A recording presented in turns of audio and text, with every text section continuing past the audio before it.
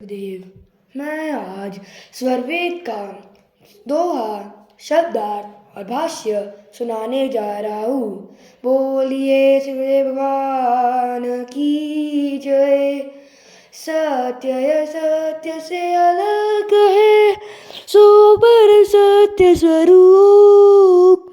अखत अलौकिक तत्व है, अजय अनादि वर रूप। शब्दार्थ सत्य नित्य एक रूप से रहने वाला अक्षर, काल आत्मा, असत्य प्रकृति का कार्य जड़ अनित्य जगत, भाव माया प्रपंच, अलग भिन्न, सत्य स्वगत स्वजातीय विजातीय भेद शून्य, तीनों काल में एक रूप से रहने वाला, अखत वाणी से जिसका वर्णन ना हो सके, अलौकिक तत्व अप्राकृतिक दिव्य चेतन स्वरूप, अज नित्य अनादि जिसका कोई कारण नहीं है, वर रूप जो सर्व रूपों में अपने शुद्ध स्वरूप से विराजमान होकर सबका नियंता साक्षी हो, महान महान सच्चिदानंद स्वरूप से प्रकाशमान है। भाष्य वह जगत नियंता परम प्रकृति आत्मा काल आदि नित्य पदार्थ में व्यापक होकर तीन पद शुद्ध सच्चिदानंद स्वरूप से प्रकाशमान है। उसका वाणी एवं इंद्रियों से वर्णन नहीं हो सकता। वह अवाच्य परम प्राकृतिक जड़ स्वरूप से पृथक चेतन शुद्ध स्वरूप से प्रकाशमान है। उसके समान दूसरा कोई सजातीय पदार्थ नहीं है जिससे उसकी उपमा दी जाए, एवं उसके समान दूसरी कोई विजातीय वस्तु नहीं है कि समानता समानता कर सके। वह व्यापक होने से स्वागत भेद शून्य त्रिकालवाद्य गुणातीत सबका स्वामी है। सर्वनाम गुणों का सृष्टा आधार स्तंभ है। चित्त चेतन सत्तार है, ज्ञान असीमय अनंत, ज्ञान योनिमय पूर्ण है, चित्त स्वरूप भगवंत।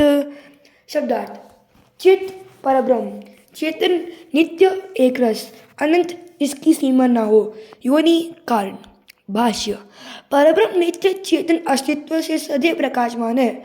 वह कुटस्थ सत्ता सदैव एक रूप से रहती है, उसमें हास विकास नहीं होता। उसका स्वभाव गुण क्रिया अनंत अनादि है। वह सर्वव्यापी अनंत सत्ता समस्त ज्ञानों का कारण है एवं सब शास्त्रों का योनि मूलाधार है। ज्ञान स्वरूप प्रभु चेतन एक रस सर्वव्यापक है।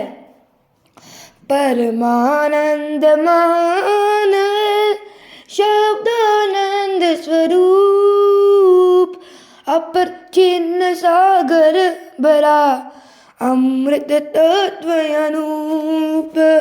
शब्दार्थ अपर चिन्ह सीमा परिधि से रहित, अमृत सत्य नित्य स्वरूप कुटस्थ। भाष्य जगत के समस्त सुख अनित्य है, परमानंद परम प्रभु सुख सबसे महान और श्रेष्ठ है। तीन पद अनिर्वाच्य निषद आनंद स्वरूप प्रभु की प्राप्ति से जीव अमर हो जाता है।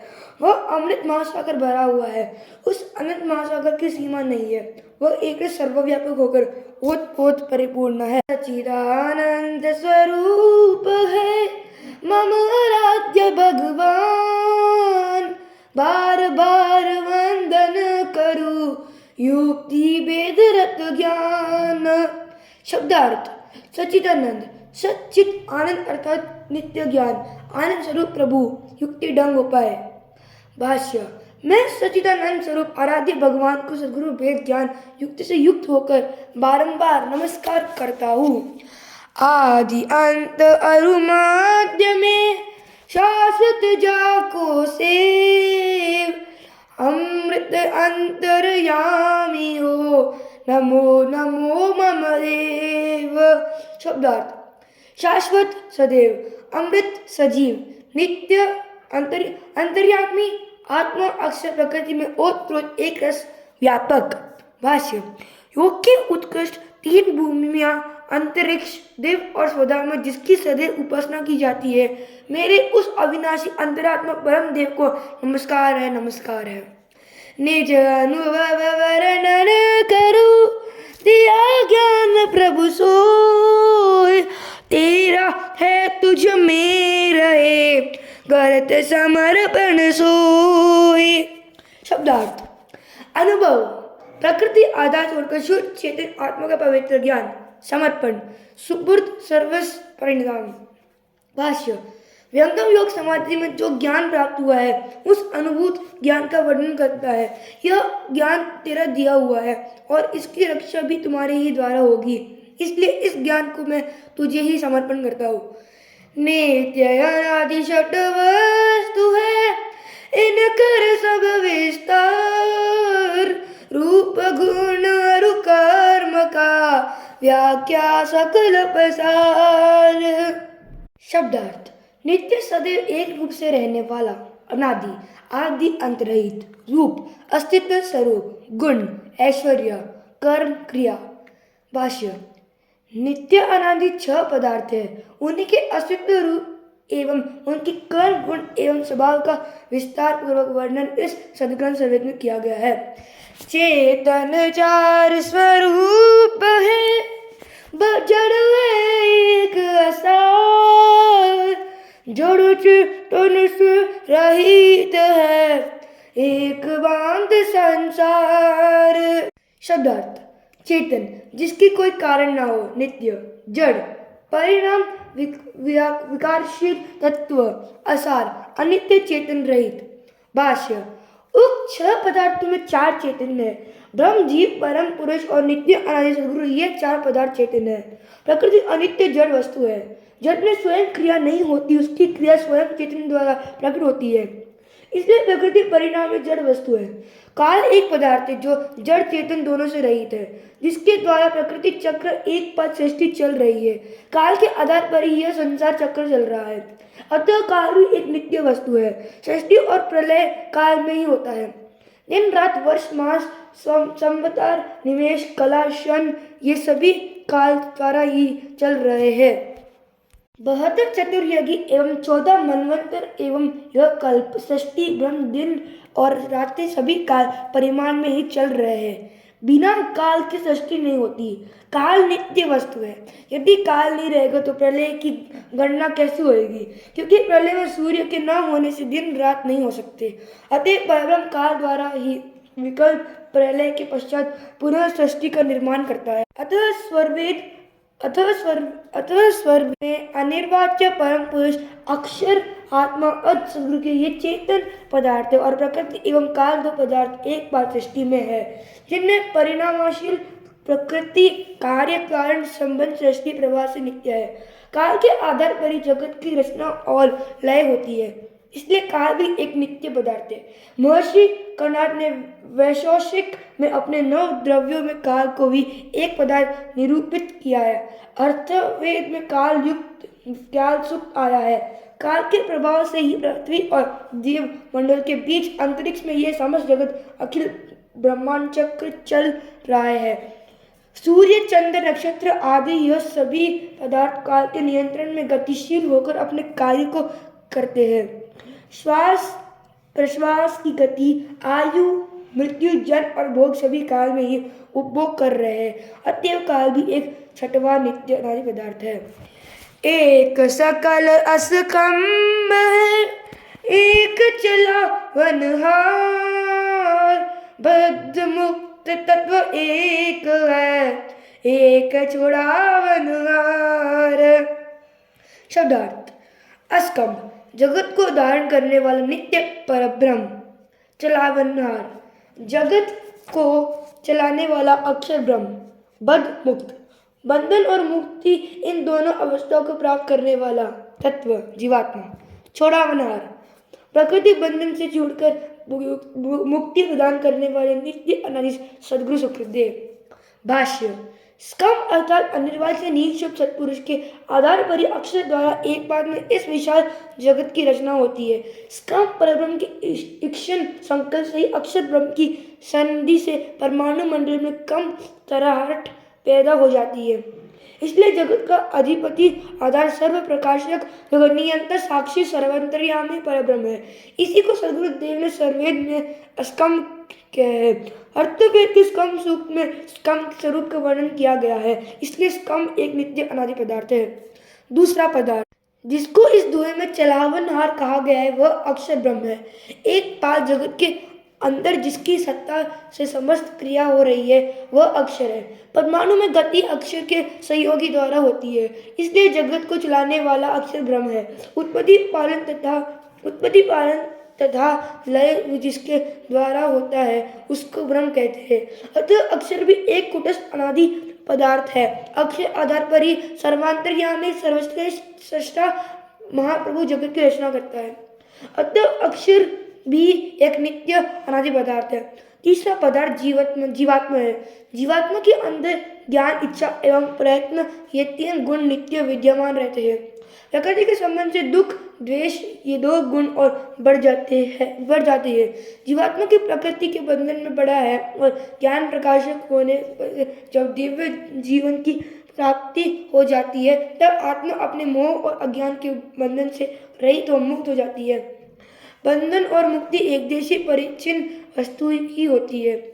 आत्मा एकदेशी एवं अल्पज्ञ होने से बंधन में अपने शुद्ध स्वरूप को भूलकर आ जाती है। ब्रह्म, जीव एवं प्रकृति आदि तत्वों का जब निर्वाण ज्ञान यंगम योग समाधि में हो जाता है तब अपने चेतन शुद्ध स्वरूप की प्राप्ति होती है।